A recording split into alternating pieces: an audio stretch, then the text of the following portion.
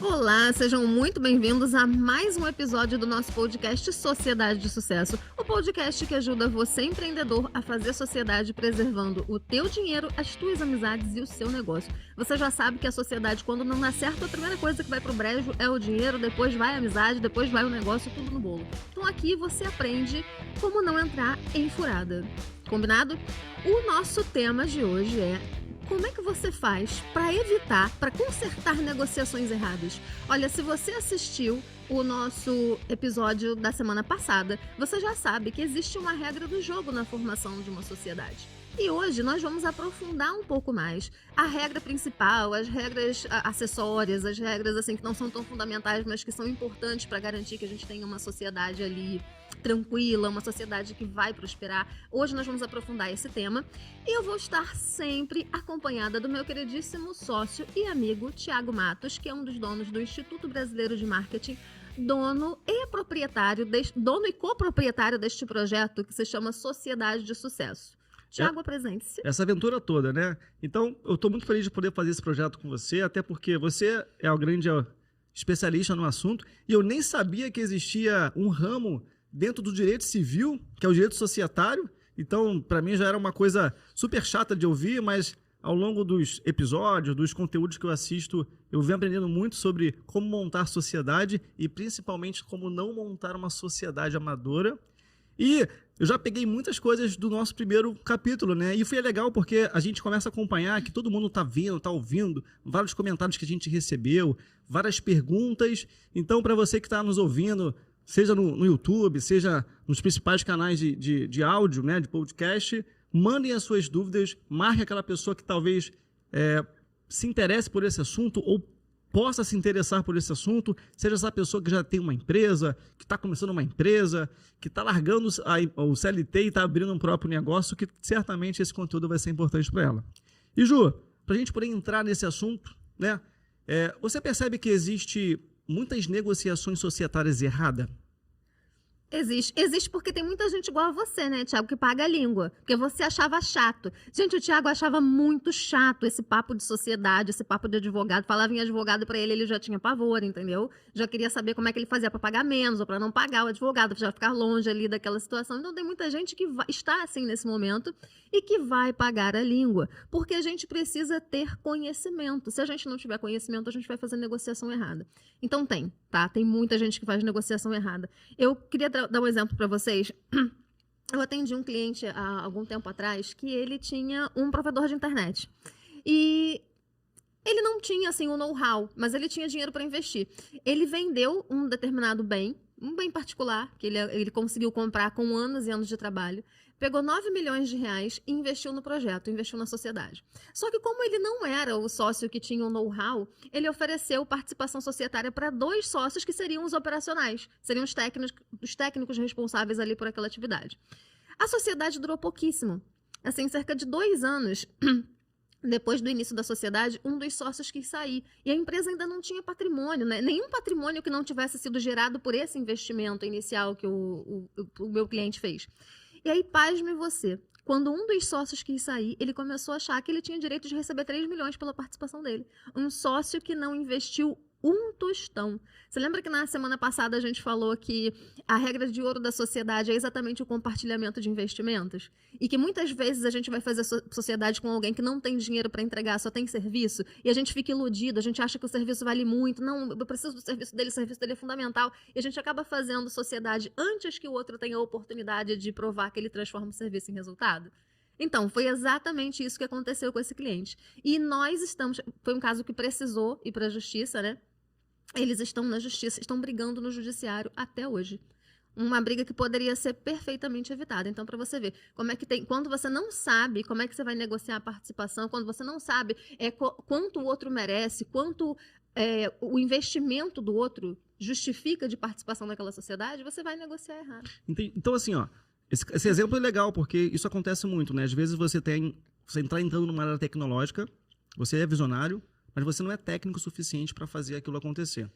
Existe uma forma correta de você montar uma sociedade considerando somente o capital de conhecimento nessa situação? Uma forma, assim, mais segura de você montar um contrato considerando isso? Assim, existe. O que é a sociedade? Quando a gente entende que a sociedade é o compartilhamento, né, de resultado, a gente investe junto para compartilhar junto o resultado, fica mais fácil de você fazer a negociação certa.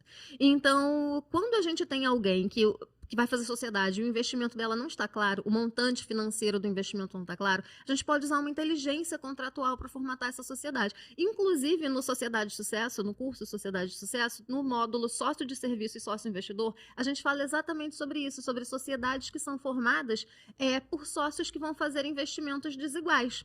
Então, por exemplo, a gente pode colocar no contrato social... Em primeiro lugar, gente, vamos fazer um adendo aqui. Todo mundo sabe o que é contrato social, né? Estou partindo aqui do pressuposto de que todo mundo é empresário, todo mundo é empreendedor, ou pelo menos simpatizante do empreendedorismo. Então, vamos só fazer um passo atrás, Thiago, para a gente falar para os simpatizantes. Combinado, combinado. Olha só, todo dia eu dou bom dia para os meus seguidores falando bom dia, empresários, empreendedores e simpatizantes. Você pode ser simpatizante do que você quer, mas aqui no contexto do que a gente conversa, é sempre simpatizante do empreendedorismo. Porque tem gente que quer montar um negócio, a pessoa tem vontade de montar um negócio, mas tem medo. Então, as pessoas, a gente vai encorajando também a galera, né? Então, olha só, fazendo aqui um breve resumo. A sociedade, ela passa a ter existência jurídica, a empresa, né, passa a ter existência jurídica com o registro de um contrato, que a gente chama de contrato social. Então, quando você decide montar um negócio, você vai procurar um contador e o contador vai redigir para você o contrato social e vai registrar na junta comercial. Só que fica no imaginário dos empresários que o contrato social é um documento padrão. E tudo que o contrato social não é um documento padrão.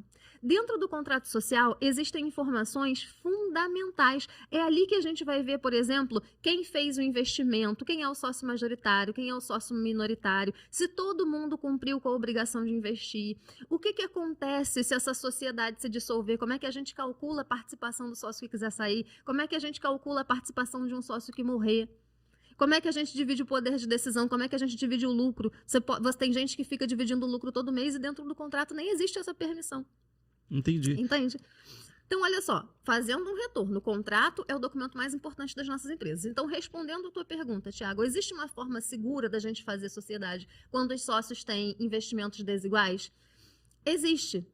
E isso passa pela inteligência contratual. Então, por exemplo, no contrato social, se eu vou fazer sociedade com o Thiago, eu tenho dinheiro para investir, mas o Thiago, ele não tem ainda dinheiro, ele está contando com o dinheiro de uma indenização, ele está contando com o dinheiro de uma herança, ou ele está contando com o próprio lucro que ele vai ter nessa empresa para poder pagar a participação dele. Então, se eu sou uma pessoa que eu não quero cair em negociações erradas, o que eu vou fazer? Eu vou redigir o meu contrato social de forma que a minha participação no investimento esteja integralizada, ou seja, esteja investida, e a sua participação vai ser investida num momento futuro. De repente, num período de 1 ano, num período de 2 anos. Então, essa é uma forma da gente se proteger quando a gente está numa sociedade que a gente vai fazer investimentos iguais. A gente colocar no contrato social que o sócio que está entrando com o serviço, ele vai ainda integralizar a participação dele. Tem duas coisas que você falou muito interessantes, porque eu sempre achei que contrato social fosse realmente um contrato padrão. Um contrato que eu baixo da internet, sabe? Baixa aqui o seu contrato social e viva a sua vida de empresário. É até uma headline muito boa. Só que, realmente, eu não tinha pensado em todas as possíveis situações para começar, para dividir, para encerrar, para pagamento, que talvez seja importante o cara, né, a pessoa, olhar isso logo no início. E pegando esse gancho de, né, a pessoa vai entrar com conhecimento e tal, eu acho que o pessoal usa o termo vesting, né, algo assim, contrato, uma coisa voltada, contrato de vesting, que todo mundo fala, mais ou menos assim, que a pessoa testa o serviço dela por um período para depois realmente fazer parte do contrato ou pagar uma parte do contrato com o serviço dele. Você não tem uma história dessa? Sim, Thiago, você já está evoluído, tá? Porque o vesting já é a galera que já está assim, tá no hype das startups. Mas, Ju, eu estou evoluído porque eu estou ouvindo todo dia os seus stories, os seus conteúdos, e principalmente acompanhando esse podcast aqui. Ah, vocês estão... Gente, olha só. O juliaguerra.advogada, que é o meu endereço do meu Instagram, ele pode salvar o teu dinheiro, pode salvar até a tua vida. Porque o empreendedor, Thiago, ele às vezes ele confunde a vida dele com a empresa, tá? A empresa é a vida dele. É dali que ele tira o sustento, é a partir dali que ele realiza os sonhos dele e da família. Então, eu considero que ninguém se arrepende. Os empreendedores não se arrependem por dar uma passadinha lá no perfil. Bom, então assim, respondendo a sua pergunta, o vesting está muito na moda falar em contrato de vesting por causa das startups. Porque como é que funciona uma startup? Normalmente são empresas que não têm ainda muitos recursos. Então tem um empreendedor que tem uma ideia, ou de repente ele até consegue transformar essa ideia num produto para ser testado, que é o produto mínimo viável, mas às vezes ele não tem mão de obra qualificada para trabalhar ali. Imagina, né? O Uber não começou como Uber. O Uber nasceu da viagem de alguém. Alguém em algum momento viajou e ele achou que podia transformar carros particulares em táxi. Imagina você convencer alguém a comprar essa ideia. Né? Eu imagino eu ouvindo isso pela primeira vez, eu vou dizer, não, mas quem é que vai querer entrar no carro de um estranho, um psicopata, uma pessoa que eu não conheço, e se for alguém mal intencionado? Então, assim, as ideias, o Spotify, em algum momento, alguém teve a ideia de democratizar o acesso ao entretenimento, Spotify, Netflix. Então, os negócios inovadores, os negócios tecnológicos, eles começam assim, com a ideia. Alguém tem uma ideia, e essa ideia precisa ser transformada num negócio, numa atividade econômica. E, às vezes, o empreendedor que teve a ideia, ele precisa de mão de obra, mas ele não tem dinheiro para pagar a mão de obra qualificada. Aí, o que ele faz? Ele traz pessoas para trabalhar, para entregar a mão de obra em troca de sociedade. O problema é que você tem que entender que não é simples assim. Você não chama o cara, olha aqui, trabalha comigo e eu te dou uma participação na empresa. Imagina se o idealizador do Uber fizesse isso. Olha, trabalha aqui comigo que eu te dou 50% de participação na empresa. Já pensou? Por quanto o Uber não foi negociado, né? Quando o negócio deu certo. Então, não é assim. Numa empresa de responsabilidade limitada, e eu sempre falo aqui, vou falar em todos os episódios, o nosso conteúdo ele é voltado para empresas de responsabilidade limitada, porque esse é o formato de maior parte das empresas no país. E qual é o rolê da sociedade limitada? É que existe uma relação de confiança entre as partes. Então as pessoas elas estão ligadas por um vínculo de confiança prévio. Acontece que como é que você faz diante de um negócio, dos negócios novos, das novas ideias que precisam de agilidade? Eu não tenho tempo de conhecer alguém, ficar desenvolvendo um relacionamento com essa pessoa para depois formar a sociedade.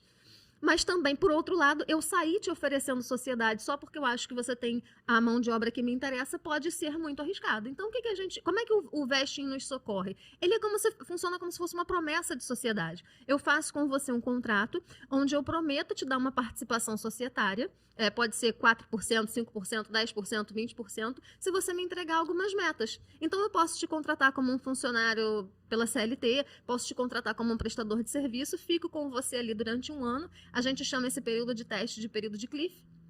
Eu fico testando o seu trabalho durante um ano e se você me entregar aquelas metas que estão perfeitamente determinadas, designadas no nosso contrato, eu te vendo. E olha só, e nem assim a gente dá participação societária. Eu te vendo uma participação na minha empresa. Aí as pessoas falam assim, Juliana, mas como é que eu vou fazer? Como é que a gente vai operacionalizar isso? A gente vai fazer o valuation para o cara que está entrando no contrato de vesting comprar? Gente, calma. Você entra, que eu sei que é muita informação, calma. Dentro do nosso contrato social, a gente vai ter. Toda empresa precisa de um capital social para ela começar a gerar as atividades. E esse capital social, muitas vezes, ele é simbólico, né? Ele não corresponde a tudo que os sócios investem. Mas o que eu quero que vocês entendam é o seguinte, que toda empresa, quando você pega o seu contrato social, vai ter lá. A empresa tem um capital social de R$20 mil, de R$50 mil, de R$100 mil. Então, eu posso negociar com o meu parceiro. Você, por exemplo, me entregou tudo que você me prometeu, eu vou converter, eu vou transformar o nosso contrato numa participação societária e você vai me pagar. Mas se eu exigir que você me pague em cima do valuation da empresa, de repente não fica atrativo para você. Poxa, eu não tenho como desembolsar esse dinheiro. Poxa, Juliana, você fez o valuation, a empresa foi avaliada em 5 milhões. Eu não tenho. Mesmo que você me ofereça uma participação pequena, eu não tenho como te pagar e não me interessa trabalhar dessa forma. Então, já no nosso contrato, já estabeleço como é que você vai me pagar. Como é que você vai pagar esse ingresso? Então, eu posso estipular que você vai pagar o valor nominal da cota. Então, se uma empresa tem R$100 mil de capital social, normalmente ela é dividida em 100 mil cotas no valor de R$1 cada uma. Então, se eu estou te vendendo 5% das cotas, você vai me pagar o valor nominal, o valor que está ali no contrato. Eu estou entendendo, então, que, Caio, o contrato social é a Bíblia dos negócios. Né? Porque, assim, se lá está toda a regra do jogo, e eu ainda me permite eu renová-lo, renegociá-lo, porque também no contrato social, por exemplo, a pessoa que entra como contrato de vesting, e é calculado inicialmente um percentual que ela vai receber, é calculado mais ou menos como vai ser a regra do jogo. Existe como eu colocar num contrato social vesting que eu consiga renegociar isso depois de um tempo? Tipo assim, ele vai ter um prazo de 3 meses ou de 6 meses e depois vai ser permitido uma nova negociação? Por que eu estou perguntando isso? Porque às vezes a pessoa que está entrando com conhecimento, ela não tem uma projeção tão real do que ela está aceitando. Às vezes 10% na cabeça dela pode ser pouco. Porque ao longo do trabalho ela percebeu que o conhecimento dela é tão grande, é tão importante para o negócio acontecer, que talvez 10% seja pouco. E aí, se ela acha que 10% é pouco a partir do que ela faz, ela pode se desmotivar até a continuar fazendo. Tem como num contrato social de vesting, eu definir assim, cara, depois de X tempo eu consigo renegociar de novo, ou isso não é comum? Olha só, o contrato social é uma coisa, o contrato de vesting é outra. O contrato social, ele é o documento oficial da nossa empresa. Quem está no contrato social é o sócio oficial, tá? Se você tiver sócios que não estão no seu contrato social, são sócios de fato, é outra coisa, mas sócio é quem está no contrato social. Então, quem está no contrato de vesting ainda não transformou esse vínculo em relação societária. Ele ainda está testando, ele ainda tem que cumprir as metas para ver se vai justificar aquela participação. Então, isso tem que ser acordado previamente, Thiago. Por quê? Porque não dá para a gente criar a regra do jogo com o time em campo. Lembra que a gente falou no último episódio? Então, eu não tenho como te prometer agora 10% de participação societária se você atingir determinada meta e no meio do caminho a gente perceber que o teu trabalho na realidade era muito mais importante do que a gente pensava e eu vou te oferecer mais. Bom, através de um acordo até pode acontecer, mas se a gente deixar isso muito solto, as pessoas não têm segurança jurídica. Entendi. Então, por exemplo, se eu entro numa sociedade, né, que não na sociedade, mas se eu entro num contrato vesting, eu sou apenas um funcionário, certo? Existe uma promessa para ambas as partes, mas neste momento eu sou apenas um funcionário, seria isso? Exatamente. Enquanto você não cumpre a meta, enquanto você não cumpre as condições necessárias para você entrar na sociedade, você ainda não é sócio. Você não tem direitos típicos de sócio. Agora, pode acontecer, por exemplo, uma vez que você adquiriu o direito de adquirir as cotas, entrei lá no contrato social. Aí a gente faz um acordo de sócios. Dentro de um acordo de sócios, a gente pode estabelecer que esse sócio minoritário, ele tem o direito de adquirir mais cotas. Mas aí esse direito de aquisição de mais cotas, ele pode ou não estar relacionado a novas metas. Pode estar relacionado a metas, pode estar relacionado a valores, enfim, dentro de um acordo de sócios sim, mas nesse primeiro momento é fundamental em todo tipo de contrato, é fundamental que a gente saiba exatamente o que a gente precisa entregar para o que a gente vai receber. Então, se você quer fazer sociedade aproveitando apenas a mão de obra que alguém tem para te oferecer, o vesting é um dos instrumentos. Então, assim, vamos só fazer uma recapitulação aqui dessa parte. Um instrumento contratual é você colocar um instrumento, assim, uma forma da gente redigir o contrato de modo inteligente é você colocar dentro do teu contrato social que existe um sócio que ainda vai integralizar a parte dele. Essa é uma opção. A segunda opção, poderia ser um contrato de vesting? Poderia. Só que dentro do contrato de vesting, eu tenho que entender que eu estou trazendo você para trabalhar comigo, mas você não vai trabalhar de graça. Eu preciso te remunerar de alguma forma para que depois você se torne sócio. Então, se você for um empresário que você está precisando da mão de obra de alguém, mas você não tem grana para pagar, muitas vezes vai ser muito mais atrativo já vir com essa pessoa para dentro da sociedade. Então é assim que o pessoal pensa, sabe? Assim que as pessoas raciocinam. Poxa, eu não tenho dinheiro para te pagar, então eu vou te dar uma participação na sociedade, porque já fica no nosso imaginário que quando você é sócio, você tá ali para compartilhar tudo. Se tiver dinheiro, você ganha. Se não tiver dinheiro, você não ganha. Ju, olha isso que você está falando. E esse nível de conhecimento, eu particularmente, eu nunca ouvi dizer sobre vesting. E as pessoas que estão nos ouvindo aqui realmente falam assim, nossa, é muito mais profundo criar uma sociedade do que eu imaginava.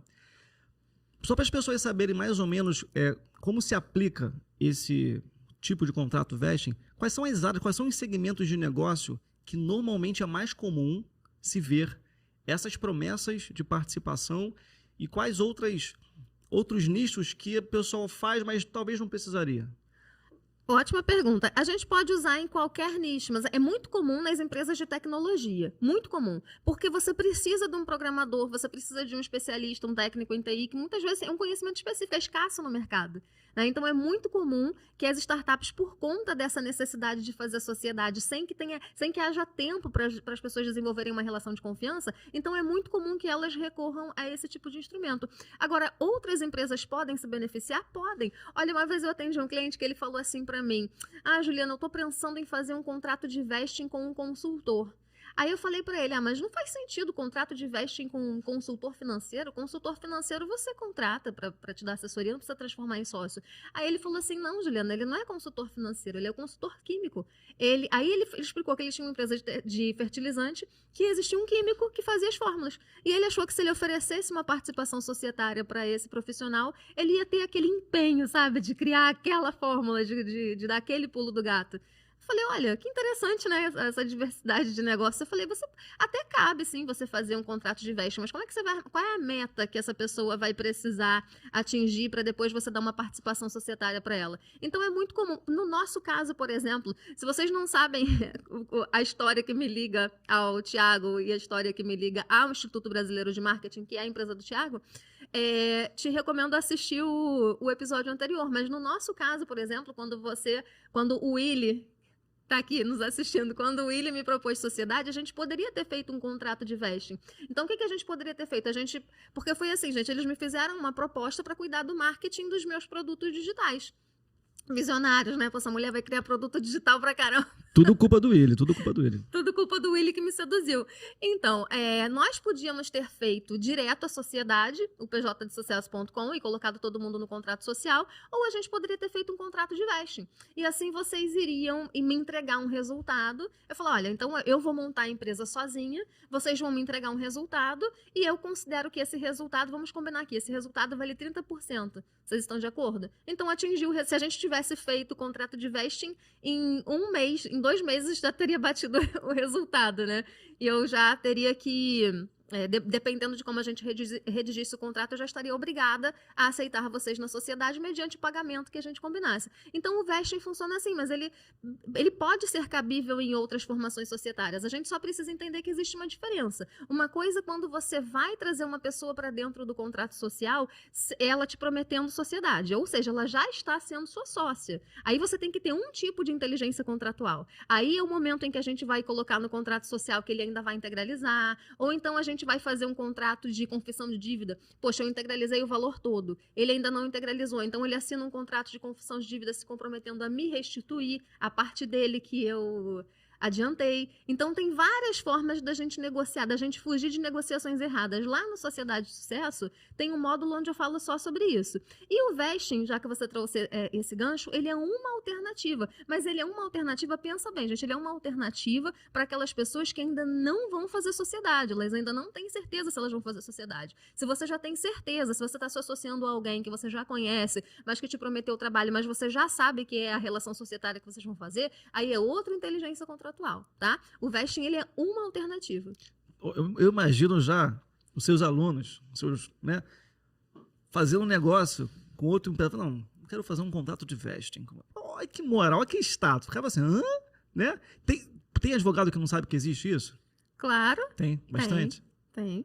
Porque, assim, existem ramos, né? E o que acontece com um advogado especialista em direito de empresa hoje? O cara, quando ele quer se especializar, ele vai fazer uma pós-graduação. E na pós-graduação, ele vai aprender a trabalhar com M&A, fusões, aquisições, incorporações. Muitas são conceitos, são institutos do direito que dificilmente uma pequena empresa vai usar. Então, está faltando para as pessoas retornarem ao beabá do direito societário. É como é que forma a sociedade, é como é que dissolve uma sociedade, se brigar e se romper, o que tem que combinar, sócio majoritário, sócio minoritário, sócio é obrigado a trabalhar, sócio não é obrigado a trabalhar. Então, a minha proposta, tanto com a minha página, quanto com o curso Sociedade de Sucesso, é resgatar o beabá. Primeiro, você tem que fazer muito bem o beabá, que é a necessidade da maioria das empresas no país é essa. Então, o meu objetivo é esse. Aprende a fazer sociedade, aprende a desfazer sociedade. Não tem como você entrar numa sociedade sem saber como é que você vai sair, igual casamento. A gente entra no casamento sabendo como é que a gente vai sair.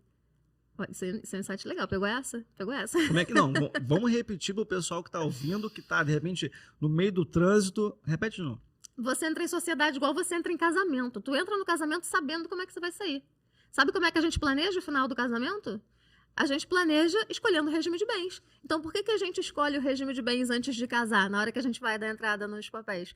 Porque se você deixar para escolher regime de bens na hora do divórcio, Eu vou escolher o regime de bens que for melhor conveniente para mim, né? Então, por exemplo, se o meu marido for um cara rico, não, agora eu quero comunhão total. Agora, se ele for um cara pobre que está endividado, não, agora é comunhão, é separação total, porque eu não quero participar nessa dívida. Vocês estão percebendo? Então, a gente escolhe o regime de bens no casamento exatamente porque se a gente deixasse para escolher no final, não teria acordo. Então, a sociedade é a mesma coisa. A gente cria todas as regras antes de fazer a sociedade. O Abílio Diniz tem um vídeo que circula nas redes sociais que ele fala assim, ele fala exatamente isso que a gente está conversando, que o principal é contrato e que se você tiver que brigar, se os sócios tiverem que brigar em algum momento, que eles briguem na hora de formar a sociedade e não assinem contrato. Porque é muito mais fácil você abrir mão de um negócio do que você voltar atrás e consertar uma negociação errada. Até quando eu estava montando esse episódio, você falou sobre isso. As pessoas que possivelmente estão nos ouvindo, a grande maioria talvez já tenha negócio, já tenha com familiares, né? Tenha com marido, com esposa e tal, com irmãos e tal. Depois que está negociado, vamos dizer que não está indo bem, dá para renegociar? É melhor renegociar ou encerrar a empresa, por exemplo? Aí eu vou recorrer ao caso da Larissa Manoela para responder a tua pergunta. Porque, por exemplo, quando a Larissa, de acordo com as informações da mídia, tá, gente? Sem querer dizer quem tá certo, quem tá errado, se Larissa tá certa, se os pais estão certos, independente disso. Vamos usar esse exemplo para efeitos didáticos. Tiago, o que a mídia noticiou? Que quando ela descobriu que ela era titular de apenas 2% da sociedade, ela chamou os pais para renegociar, para redistribuir as cotas. E aí eles começaram a conversar, olha, ela falou, 2% para mim não está justo, eu quero uma negociação onde eu fique com 60% e vocês com 40%. Aí eles fizeram uma contraproposta, não, a gente quer ficar com 60% e você com 40%. Aí ela foi, não, então vamos chegar em 50-50. Então, essa reestruturação da sociedade, ela sempre é possível. Às vezes, essa reestruturação, ela vai passar por uma compensação financeira. Olha, se você quer uma determinada quantidade de cotas a mais, então você tem que pagar a mais, ou vamos aumentar o capital social e assim aumenta a sua participação. Por exemplo, se em algum momento surgiu, quer ver, sócio briga muito por divisão de trabalho. Então, existe no imaginário que o sócio só tem que receber se ele trabalhar. E isso acontece porque as pessoas não sabem a diferença entre lucro e prolabore. Então, o sócio que trabalha, ele tem o direito de receber o prolabore. Mas se o sócio não trabalhar, ele tem direito de receber lucro. Se a gente está falando que a sociedade ela é formada a partir do investimento financeiro dos sócios, gente, se teve investimento financeiro, tem que ter compartilhamento de lucro. O cara investiu, quem investe quer o quê? Quem investe quer lucro. Então, como é que você vai dizer que tu não vai pagar teu funcionário porque ele não trabalha? Eu não consigo imaginar a galera no Shark Tank falando pro Semenzato, você faz sociedade lá com o Semenzato, com o Apolinário. Você acha que o Semenzato, o Apolinário vai abrir a loja?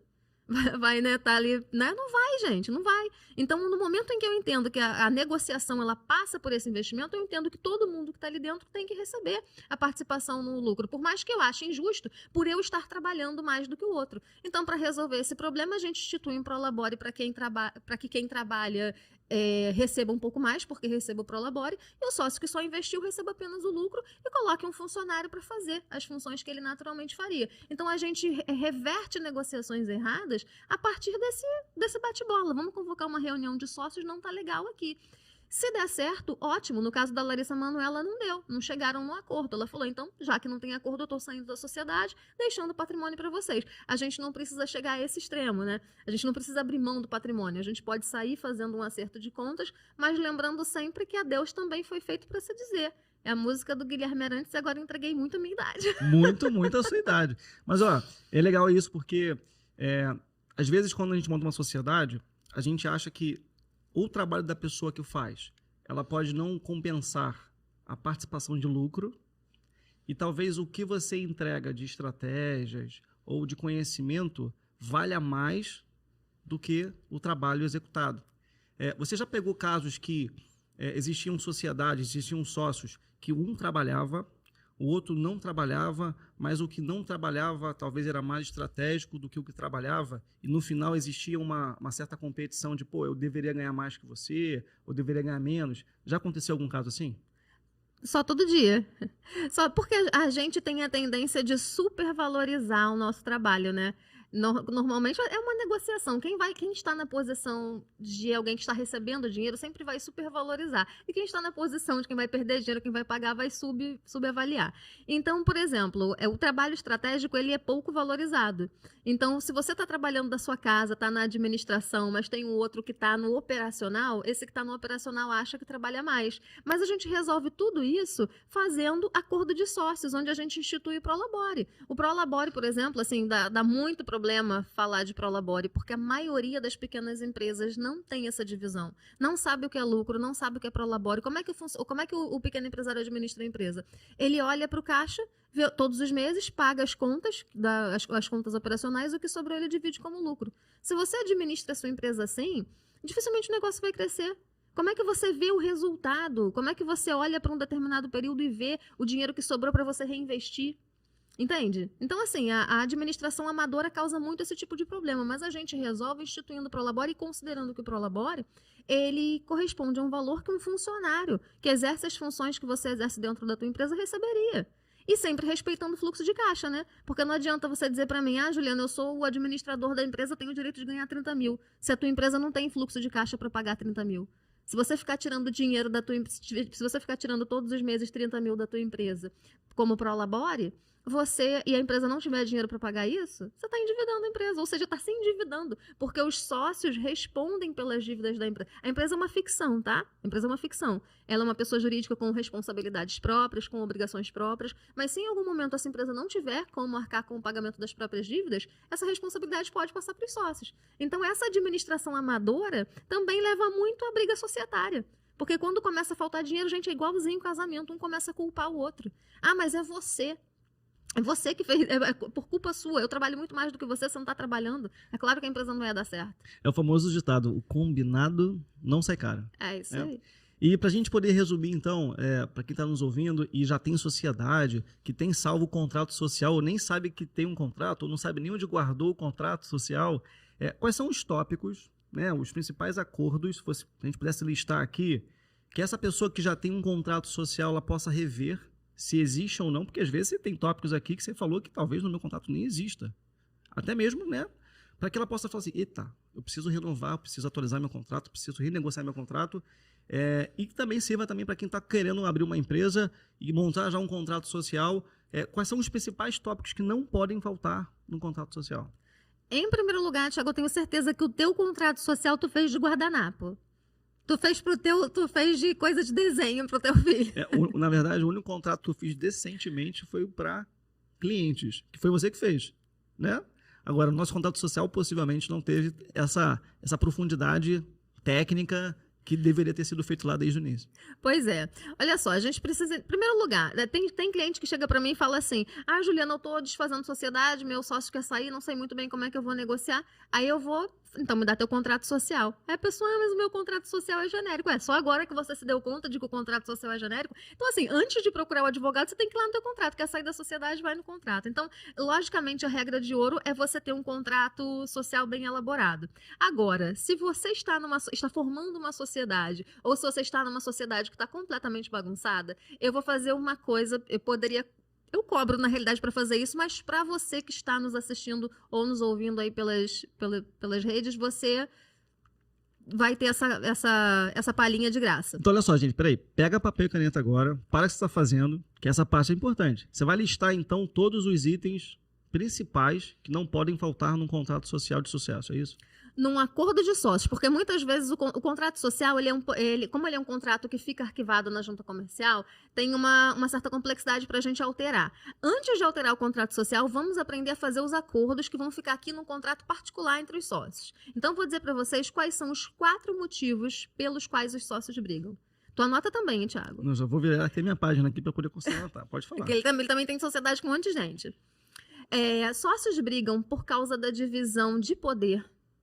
E você só vai parar de brigar pela divisão de poder dentro da sua sociedade quando você entender que dentro de uma sociedade podem haver sócios majoritários e podem haver sócios minoritários. O sócio majoritário, ele preserva alguns poderes, porque afinal de contas, se o sócio responde pelas dívidas da empresa, pelas obrigações da empresa, até o limite do que ele investe. Então é natural que o sócio que investe mais, ele tenha interesse de fazer a sociedade dar certo. Então, óbvio que ele preserva alguns poderes de decisão a mais do que o sócio minoritário. Então, entenda isso. Existe uma divisão de poder.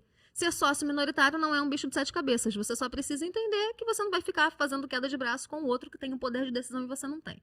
Então, primeiro motivo pelo qual os sócios brigam. Defina como é que vai acontecer essa dinâmica de poder dentro da tua empresa. Segundo motivo, os sócios brigam pela divisão de dinheiro.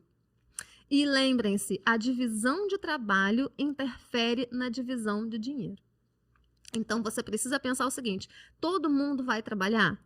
Se todo mundo dentro da sua sociedade vai trabalhar, então todo mundo tem o direito de ter um prolabore, que é esse valor fixo que a gente recebe todos os meses, que tem como objetivo remunerar o trabalho.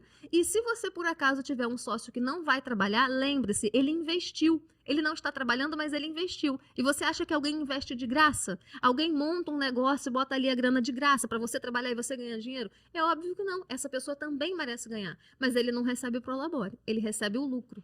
Lucro a gente apura com alguma periodicidade. Embora tenha gente que divide lucro assim de qualquer jeito, o certo seria que a gente escolhesse uma periodicidade para dividir lucro, uma vez ao ano, de 6 em 6 meses, de 3 em 3 meses.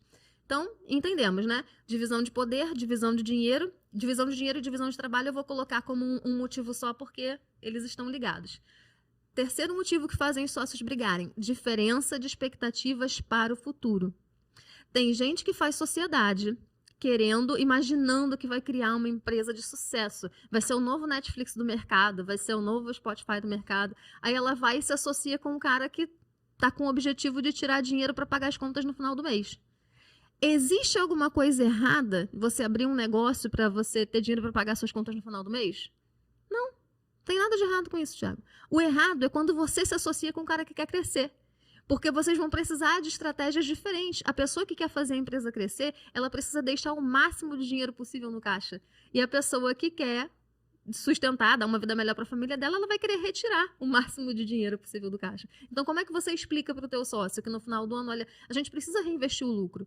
Ou pelo menos uma boa parte do lucro a gente precisa reinvestir. Se o teu sócio não estiver alinhado com você, se ele não quiser a mesma coisa que você, não vai rolar.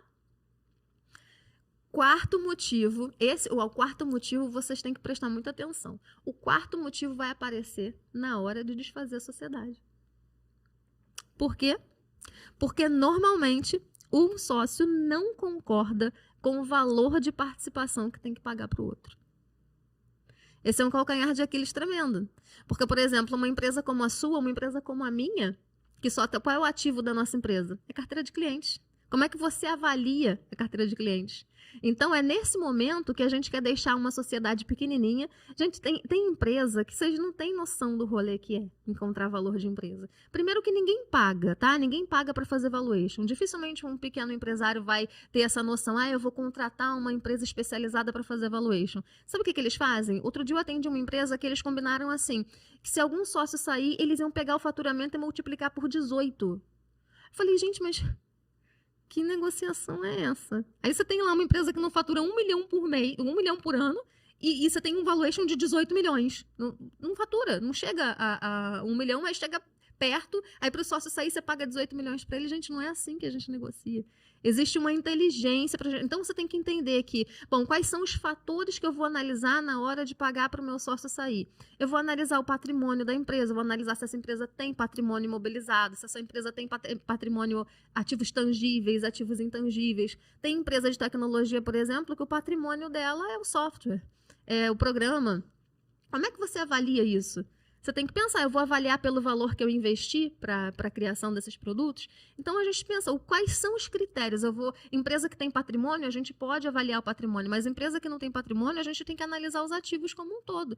E aí você pensa, bom, quem quiser sair da sociedade vai receber uma parte se a pessoa tem 20%, vai receber 20% do patrimônio, mais 20% o valor do lucro relativo ao último ano, o valor do lucro relativo aos últimos 2 anos. Entende? Então, são esses os motivos pelos quais os sócios brigam. E como é que a gente evita que a sociedade acabe por esses motivos? Criando as regras antes que esses conflitos aconteçam. Então, aqui a gente tem divisão de poder, divisão de dinheiro, expectativa sobre o futuro. Às vezes um pensa mais longe que o outro, né? E principalmente como desfazer, como vai encerrar essa sociedade. E no curso você menciona todos esses ou só fala de um? No curso eu menciono todos esses item a item no módulo 2. Antes de fazer contrato, por isso que eu falo que assim, fazer acordo é mais importante do que fazer contrato. Sabe por quê? Porque bom contrato não salva acordo ruim. Tem gente... Eu já peguei contratos que os contratos estavam bons.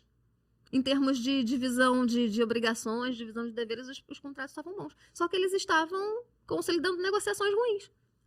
Entendeu? Aquela negociação onde uma pessoa entra com, né, uma coisa e o outro entra com outra. Eu posso falar que... Pode, não, o podcast é seu, você fala o que você quiser. Olha só. É polêmica agora, hein? É polêmica. Tira as crianças do carro. Ó, agora bota o fone de ouvido se você tá ouvindo num lugar público. Vai lá, Ju, larga o aço. Agora é baixaria, confusão e gritaria. Outro dia eu tava fazendo um procedimento, eu entrei na clínica, a menina falou assim, poxa, Juliana, eu te sigo, eu não tô pensando ainda em virar empreendedora, em fazer sociedade, mas eu te acho tão engraçada que eu tenho vontade de comprar o seu curso, embora eu não entenda muito sobre sociedade. Aí eu falei pra ela, olha só, você quer entender uma regra muito básica sobre o direito societário? Não entre com o seu fiofó. Você entendeu que você não pode entrar na sociedade entregando o seu fiofó? Se você entendeu isso, você entendeu o básico do direito societário. Por que isso? Muitos conflitos acontecem porque as pessoas não entendem. Tem alguém entregando muito mais do que o outro, não sabendo que essa entrega ela pode ser remunerada de formas diferentes. Tem gente fazendo sociedade entregando 1 milhão e fazendo sociedade com 50-50 com quem investiu 10 mil reais. Tem muita gente fazendo besteira. Aí vocês vão me perguntar, ó, tem como renegociar? Será que o título, será que é possível a gente renegociar? É possível. Agora, se você não conseguir fazer isso no desenrolo, se você não conseguir fazer isso no acordo, adeus tá aí, né? Adeus tá aí. E se alguém perder o controle da sociedade ao longo do tempo? Ah, isso acontece. Dá pra recuperar com estilo? Olha, eu tenho uma história sobre isso, Jura? de golpe. Acontece muito. Vocês querem saber? Querem saber a treta que envolve o golpe societário? Vou contar. Mas não vou contar hoje, não. Vou contar no próximo episódio. Então, se você quer saber, se você perdeu o controle, se você tomou todos esses cuidados ou não tomou cuidado nenhum, e você está no momento que você perdeu o controle, no próximo episódio, nós vamos saber como é que a gente se recupera. Como é que a gente recupera o controle da sociedade e muitas vezes da nossa própria vida. Então é isso. Então vamos ficando por aqui com mais um episódio Sociedade e Sucesso. Para você que está nos assistindo, seja pelo YouTube, pelos principais canais de podcast ou até mesmo nas redes sociais. Quem quiser saber mais sobre o curso Sociedade e Sucesso, acessa onde, Ju? O sociedadedesucesso.com.br. Muito bem. Ou através dos canais, o canal oficial da Ju, que é @julia.guerra. Não, é juliaguerra.advogada. Por que é Júlia se torna Juliana? Meu nome é de guerra.